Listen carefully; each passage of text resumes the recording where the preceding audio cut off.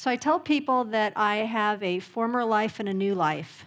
In my former life, I was the charity queen, kinda. I volunteered for everything that I could possibly do, thought it would help me in my business, but I also had a need to help other people.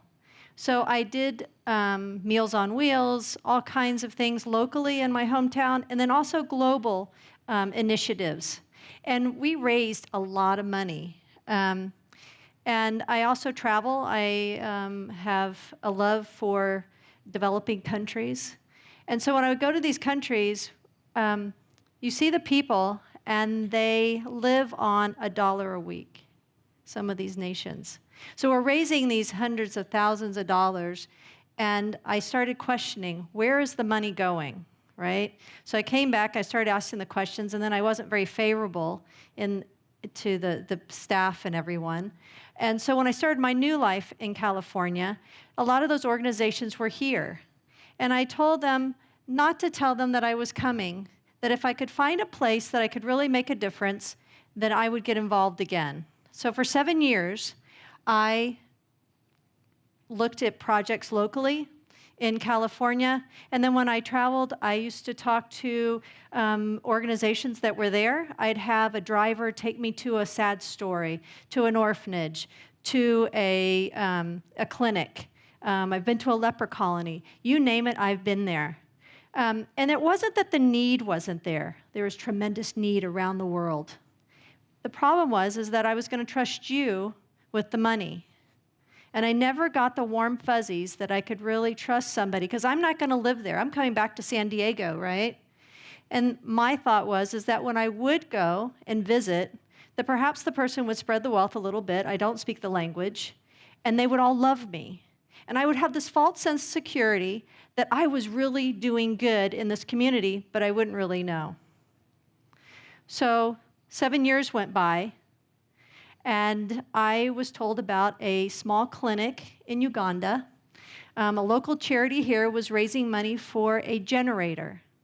And I was to be a major donor for that project. Well, I'd never been to Uganda. I'd been to the Congo, I'd been to Rwanda. I figured if it was a bust, I'd go see the gorillas. That was my thought, because I didn't have high hopes in that.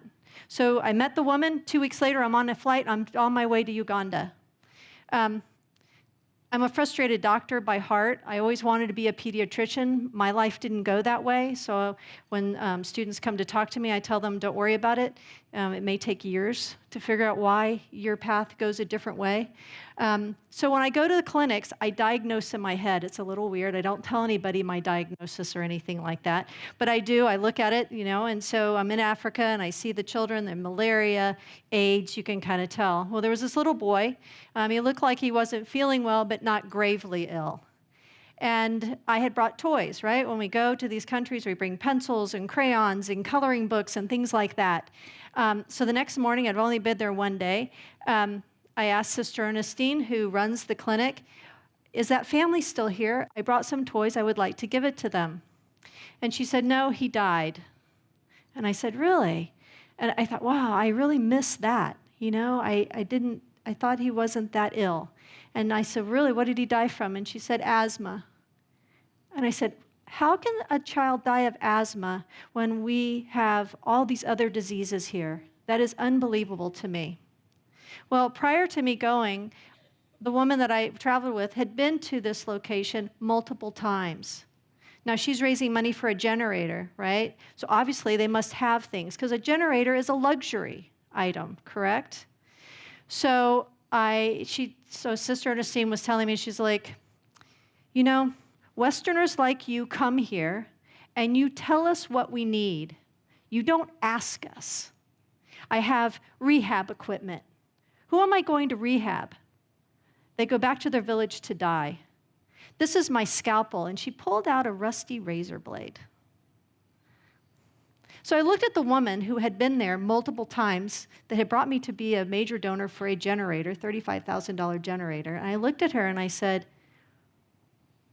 you told me it was a clinic. And she said, well, it is a clinic. I said, you told me that they have things. And she said, well, I thought because it's a clinic, right? Our misconception, You know, we hear the term and we think they have everything. So I had a piece of paper and I made 3 columns and I wrote on there scalpel, nebulizer, oxygen, and then I wrote in the 3rd column an incubator. Something that if they don't have something simple, an incubator is far out of the realm of anything they think they would ever have. So I gave it to Sister Ernestine and I'm having breakfast and I said, can you please fill out what you want now and then fill out the rest later. So I was having breakfast, she fills out this list. The woman that I'm with the traditional charity, she's bumping me and she said, what are you doing? And I said, don't talk to me right now, because I'm not very happy with her, right? So they give me the list and they didn't even have a vehicle. Now this one wanted to give them a generator because she wanted lights in her room. They didn't have a vehicle. So I said, can we borrow the vehicle from the church to go and buy this stuff? Lady keeps hitting me. You're my donor. You have to give me the money. And I said, no, I brought money. I'm going to raid my ATM, and I'm going to buy as much of this equipment as I can for these people. So I did. We borrowed a car, we went in, and we bought medical supplies. And I've been hooked ever since on this small community. Now, I say small. This health center is run by 7 nuns. When I went there, it was 20 beds. It's now 60 beds.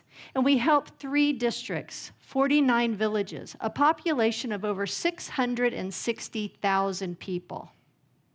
Those are very big numbers. But as Sister Ernestine says, 1 person at a time. So the numbers become smaller. So from there, I'm big on sustainability. Because charities come in, right? And we set up, we give them things, we get them all set with whether it's a school or a clinic or something, and then we leave them. Well, how do they replace the books? How do they get more supplies? So sustainability. But the sisters wanted to have goats. Someone had been there, another organization had told them, goats, you want goats, raise money for goats. So I told Sister, I said, I'm not doing goats. Because I found this hybrid pig that could give 18 piglets. 1 or 2 goats, 18 piglets. I mean, doesn't it make sense? So I said, no, I'll do pigs, but I'm not doing goats. So they said, nope, because they've been so brainwashed that goats were the way to go. So I came back 4 months later. We want goats. I said, I'm doing pigs. That's it. Now, I could have forced my opinion on them, right, and just gone out and built a piggery and said, you're going to have pigs, that's it. But if you don't have buy-in by the people, then it's not going to work, right? For students, I can drill it into your head or your children, or when you have children later on, I can talk to you, but if you don't buy into it, it's not going to happen. You're going to fight it or you're going to change your mind later on. When I turn my back, you're going to go do something else. The same thing. So finally, by the end of that trip, they said, okay, we'll do pigs. So we bought 5 piglets, and now we have the #1 piggery in all of Uganda. Remember I told you 7 nuns? It's called the Holy Hams Piggery. Right? So from there, the sustainable businesses have grown. We have a piggery, we have a grocery store, we have a clothing store, we have organic gardens. I tell people if you stay there too long, they'll sell you. Now this is a population that was beaten down by civil wars, felt that life was over, Idi Amin and everything. And so it's a really good test case to see how these people have really become entrepreneurs. Right? They believe in themselves now. I gave them the tools. I didn't do it. I'm not making them do it, but they see something in themselves, just like we all should see something in ourselves, correct? So the project has gone very well. We've become a model. We've had people come from all over the country and out of other countries come and be a model for them, which is perfect. So the need for medical supplies continues. So they're able to, with these other businesses, have clinic day twice a week. 500 people come to be tested for HIV. We have 3,000 adults and 800 children actively on antiretrovirals. So there's a lot of people that come to this. We have a staff of 51 people now. We have 3 full-time doctors, all because of these sustainable businesses. But there's equipment that we need that would help a lot. X-ray machines, gurneys. So I found out that we here in the United States, we're quite wasteful. We're not wasteful. We have to outdo each other. So when a hospital or a clinic gets a new piece of equipment, somebody else has got to get a new piece of equipment, and nobody wants that old piece of equipment. But there's plenty of pieces all over the world that could really use that equipment. And what it's been historically is it gets sent to the metal recycler or to the landfill. Because why? Because if we're afraid to be sued. The hospitals, the clinics, nobody. We've become the society that we have to go after something all the time. So I realized, and I'm not reinventing the wheel, that's not what I do. I just make it better. I take someone's idea and I improve it a little bit. So what we started doing is, oh, there it is. You guys wonder what that is? That's my home. Pretty much, I live there part-time. That's my warehouse here in San Diego. Now, everything that you see there is trash. I'm a dumpster diver. I have been for 3 years. I would have been for 4 years, but it took me a year to have anybody to listen to me.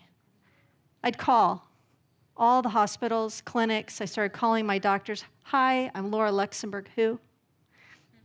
I know that you're throwing things out. Can I have them? Can I have your expired? Can I have your old IV poles? We'll get back with you. No, there's a liability. And so for a year, everyone said no to me. And I was going to give up. And I cry, and I would put the covers over my head, and I have 2 children, and I said, Mom, just forget it. And I said, no, people are good. If they really know what we're going to do with this, they're going to want to help us. I know it. Now, my kids refer to me as a very, very special snowflake. They're not here today because they know how special snowflake I am, so they didn't come. But so I'm the very, very special snowflake. So they go along with it. It's really good. My son helps me in the warehouse. He's 25 years old. And I don't know if they do it just to humor me or what, but they hang out with me. So we take this stuff, and there's a need.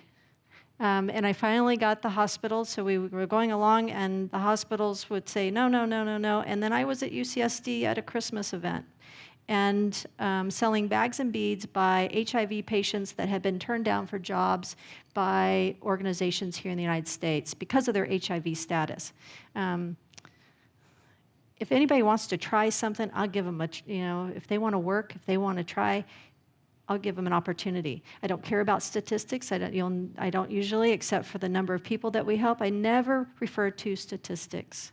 Statistics is a number. How do I know how you are? You and I are different, right? I can't tell you how you're going to react to something, or you, or you, or you, and lump us all together. Everybody is different, and that's how I see it. So we continue to beg people, right? So I'm at UCSD, and I'm selling bags and beads from these patients, and this woman comes by, and her name tag's turned over, and she says, what are these made out of? I said, oh, recycled paper. And I had a box, and it's a box that represents 1 cubic foot of medical supplies that goes to our landfills. So she goes, oh, that's perfect for me. I'm going to buy them from all my friends for Christmas. She comes in, she goes, what's that box? I said, oh, it's a project that I've been trying to get off the ground for a year.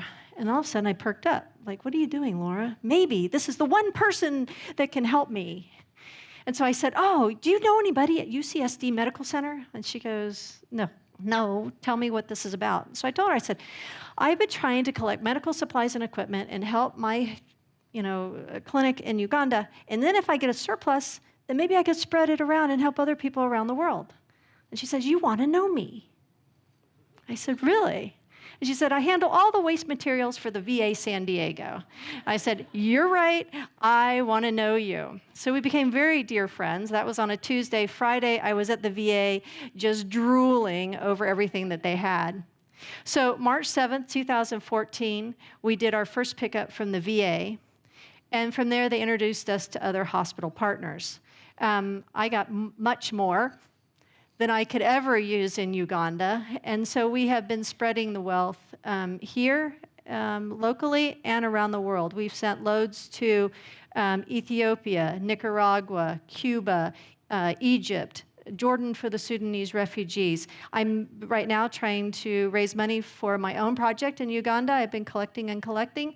And then we do a lot of projects locally. There's populations that, when you go to the insurance company, you hurt your foot, and they give you crutches.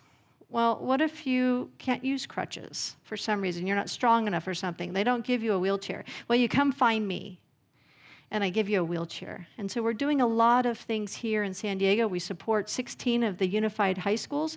We're saving the unified, each school, $12,000 a year by providing them with trash. Don't tell anybody it's trash. Because when it comes to me, it becomes beautiful. It's gauze and tape and all these things that we can use and the crutches and everything.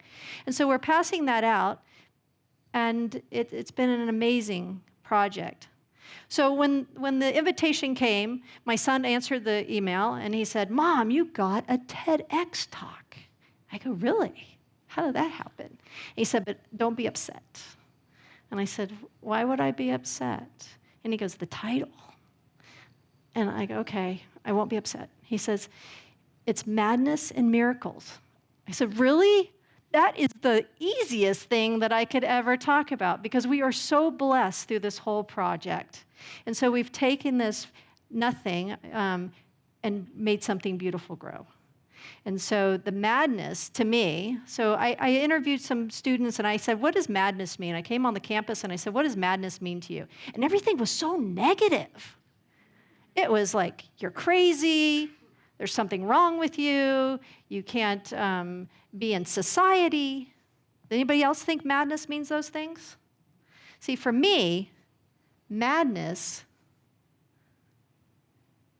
is not doing something. The rest of the world is madness. If you have the opportunity and you don't do something, that's the madness that's in this world. And from that madness, you can make some miracles happen. So thank you.